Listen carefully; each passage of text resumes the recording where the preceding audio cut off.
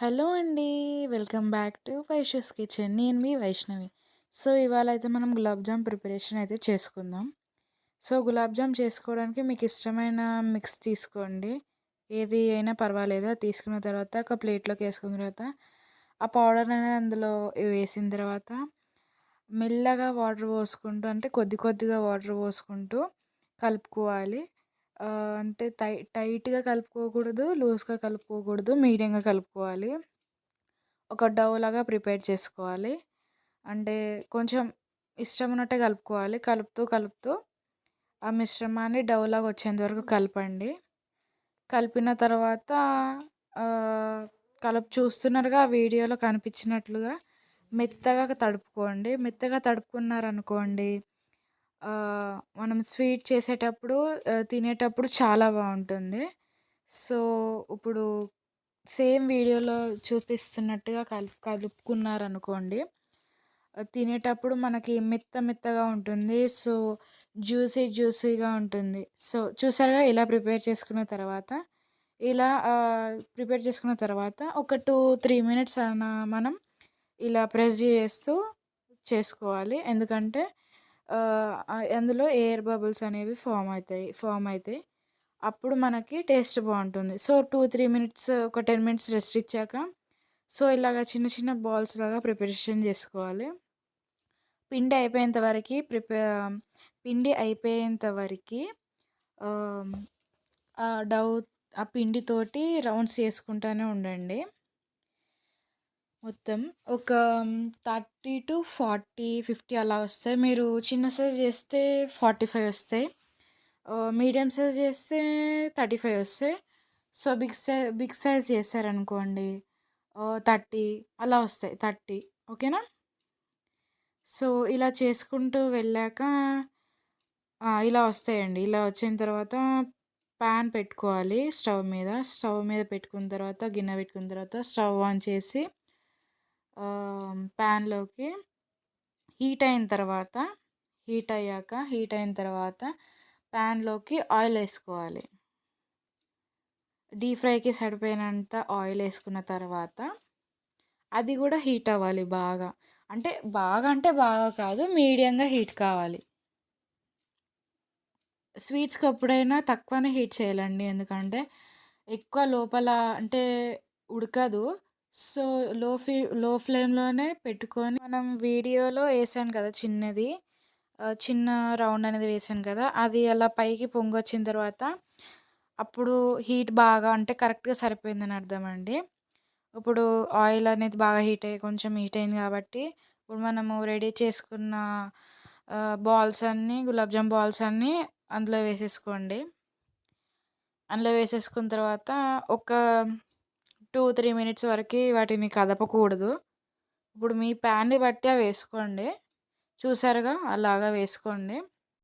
ఈలోపు మనం చక్కెర పాకం అనేది ప్రిపేర్ చేసేసుకుందామండి. చక్కెర కావాల్సినంత వేసుకోండి. అంటే కొద్దిగా వేసుకోండి. మెజర్మెంట్స్ అయితే తర్వాత చెప్తాను వీడియో ఎండింగ్‌లో. సో, వీటిని ఫ్రై చేస్తూ ఉండాలి ఇలాగా. అవి పైకొచ్చినంక ఫ్రై చేస్తూ ఉండాలి. ఈలోపు మనం చక్కెర పాకం అనేది చూసుకుందాం. చక్కెరలో వాటర్ పోసుకున్న తర్వాత లో ఫ్లేమ్‌లో స్టవ్ పెట్టుకోవాలి. లో ఫ్లేమ్‌లో మంట పెట్టుకోవాలి. లో ఫ్లేమ్‌లో మంట పెట్టుకున్న తర్వాత చక్కెర కరిగేంత వరకు తిప్పుతుండాలి. సో, మీరు వీడియోలో చూస్తున్నట్టుగా కలుపు కలుపుకోండి. ఆ తర్వాత ఇప్పుడు మనము గులాబ్ జామ్ చూసాం కదా! ఆ గులాబ్ జామ్‌ని పైకొస్తాయండి. అవి పైకొచ్చిన తర్వాత తీసేయాలి. కలర్ వచ్చింది కదా! కలర్ వచ్చేసాక గోల్డెన్ కలర్‌లోకి వచ్చేసాక గోల్డెన్ అండ్ బ్రౌన్ కలర్‌లోకి వచ్చేసాక అవి తీసేసుకోండి. తీసేసుకున్న తర్వాత ఒక బౌల్‌లోకి షిఫ్ట్ చేసుకోండి.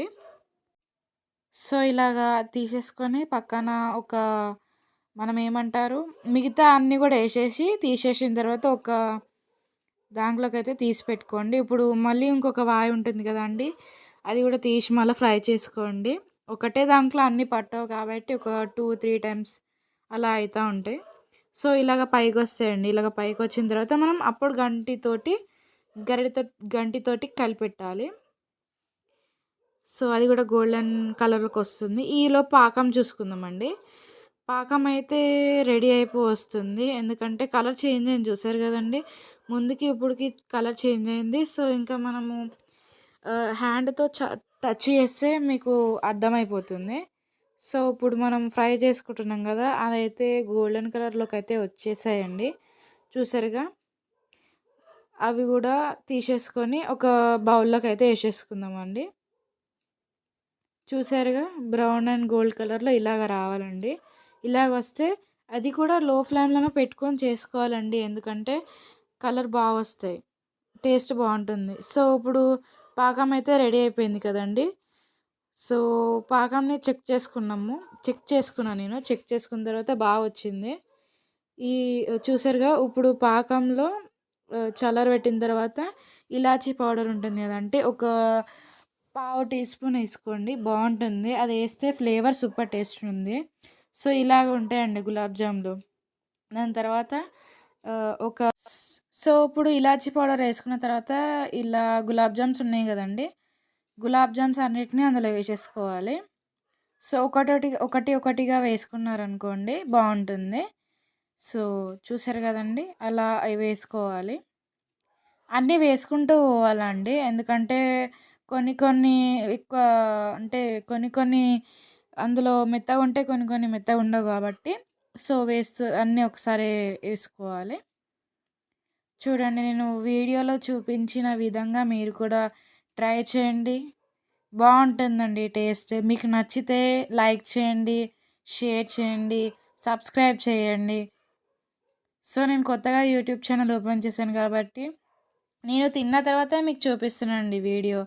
సూపర్ ఉందండి. మా మా వాళ్ళకి కూడా నచ్చాయండి చాలా. అంటే ఈరోజు నేను చేశాను వీడియో గురించి. సో, సూపర్‌గా ఉన్నాయని అన్నారు. మీరు కూడా ట్రై చేయండి. సో, ఇలాగా ఒక 1 అవర్ 1 ½ అవర్ 2 అవర్స్ అలా రెస్ట్ ఇయ్యండి.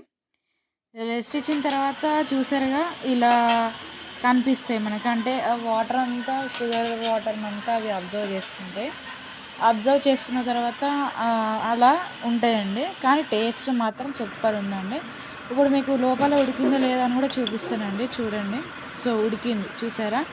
ఇదే అండి. సో, నచ్చితే like, share, subscribe and comment. చూసారుగా? ఇది ఇవాల్టి వీడియో అండి. Thanks for watching. బాయ్.